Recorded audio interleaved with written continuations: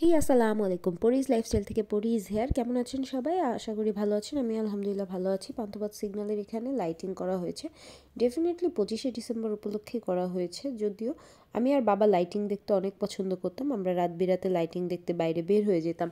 তো আমার আজকে কাজ ছিল স্যালোনে, ওমেন্স ওয়ার্ল্ড আমার ফেভারিট, এটা তো আপনারা সকলেই জানেন। তো আমি সেখানে যাচ্ছিলাম, কিন্তু রাস্তায় অনেক জ্যাম ছিল।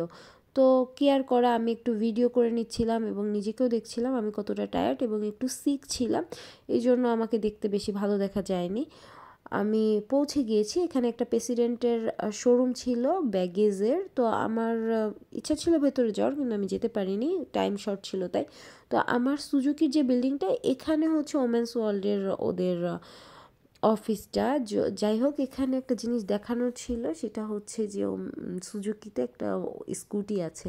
স্কুটিটা আমার অনেক পছন্দের, যদিও বাবা কখনো অ্যালাউ করবে না, তাই জন্য আর ওইদিকে মন না দিয়ে আমি আমার কাজে মন দিলাম। ধন্যবাদ সকলকে, ভালো থাকবেন, আমার জন্য দোয়া করবেন এবং আমার চ্যানেল সাবস্ক্রাইব করবেন, কমেন্ট করবেন এবং সঙ্গেই থাকবেন। ধন্যবাদ।